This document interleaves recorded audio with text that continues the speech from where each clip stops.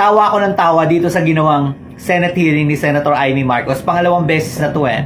Walang umattend kahit na isa na taga-executive department under PBBM. Tama lang. Kasi ano pa bang kailangang impormasyon na hindi nyo nakuha nung unang beses na umattend sila, na kompleto sila? Napakarami nyo namang itinanong, napakasimple lang naman ang gusto nyong malaman. May due process ba o binviolate ba ang human rights ni PRRD, di ba? Ni Digong, nung siya ay hulihin.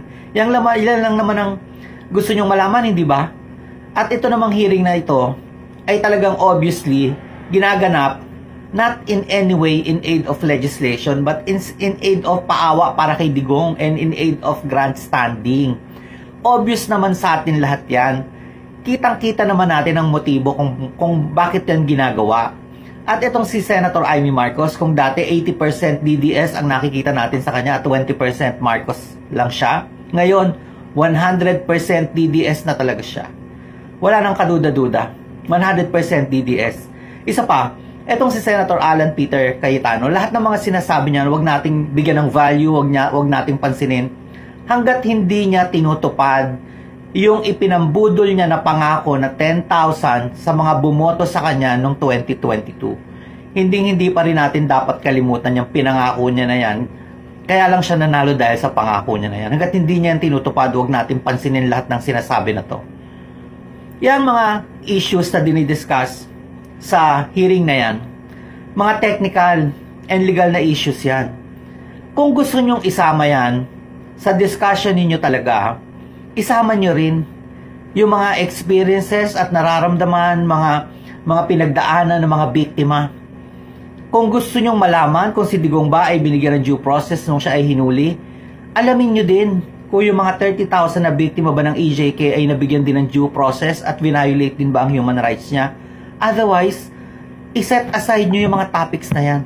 At bumalik tayo sa basic fundamental questions. Ano ba yung basic fundamental questions na to?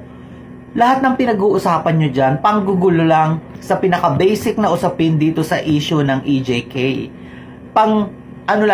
Pagpapalabo lang sa usapin yung ginagawa nyo na yan.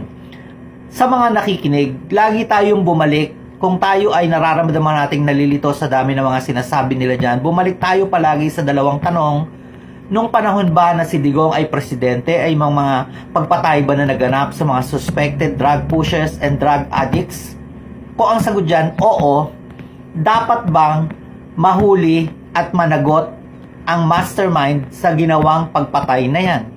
Kung ang sagot dyan ay oo, na-achieve na natin yan. Nakita na natin nakakulong na si Digong. Yan lang yung dalawang questions na dapat nating palaging tatandaan para hindi tayo maligaw sa mga iniisip natin. So, may mga pagpatay na naganap, si Digong ang mastermind, nakakulong na. Kung guilty yan o hindi guilty, intayin natin na matapos ang trial, saka pa lang natin malalaman kung talaga bang siya ay may kasalanan o wala. Pero as it stands now, nakakulong na siya. May trial siya. At walang kahit anuman na gawin ang Senado o kahit Supreme Court pa ng Pilipinas na makakapag-public dyan dito sa atin sa Pilipinas. Ito lang masasabi ko dyan mga kababayan. Sumulat sa pool na nanalo si PBBM noong 2022 bilang presidente, wala po ako nakakitaan na mensahe ng pagsang-ayon mula po kay Senator Amy Marcos sa mga polisiya po ni President Bongbong Marcos Jr. Kalimitan na nakikita ko sa kanya pagkontra, salungat, no?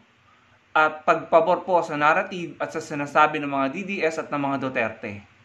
No? Yung ginagawa po ni Senator Amy, sa totoo lang, ako po'y sobrang dismayado. Dahil ang ginagawa po niya, pinagmumukha po niyang kontrabida ang administrasyon ng kapatid niya na presidente at pinagmumukha niyang kawawa at aping-api ang mga Duterte. Pinagmumukha niyang kawawa at aping-api ang mga Duterte na gustong patalsikin ang kapatid niya na presidente, mga kababayan. Bakit po ganyan si Senator Amy Marcos? Simulat sa pool from 2022 hanggang ngayon, puro pagsalungat. Yung polisiya ni PBBM sa West Philippine Sea, ang narrative pa niyan parang gustong palabasan na tayo po ay ipinapasok, no? Sa gera or sa gulo. Kung hindi ako nagkakamali, nagkaroon din sila ng Senate inquiry or hearing patungkol po dun sa mga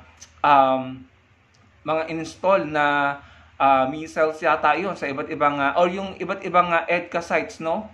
Yun po yung nakita kong pag-disagree, pag-oppose ni Senator Amy sa polisiyang iyon ni PBBM sa West Philippine Sea. Yung bicameral, yung budget, sila din yan. Yung nagpa-issue niyan. Tapos ngayon yung pagkaka-aresto ni dating Pangulong Duterte, sila din ang nagpapaingay ng issue na yan. Ano bang implikasyon nito? Ano bang nagiging resulta nito? Ginagamit ng mga DDS ang narrative niya. Ginagamit ng mga DDS ang mga ginagawa niya laban sa kapatid niya. Laban sa administrasyon ng kapatid niya na presidente, mga kababayan.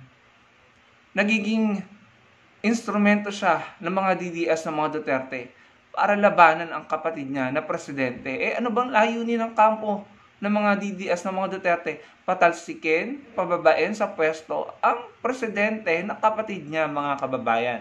Ang presidente na kapatid niya, mga kababayan. Papaulit-ulitin ko po talaga, kapatid po niya ang presidente. Bakit po siya puro salungat? Wala. Alam niyo, okay lang sanang sumalungat Okay lang mag-oppose Kung meron ka man lang sanang na-appreciate na ginagawa ng kasalukuyang admin na kapatid mo.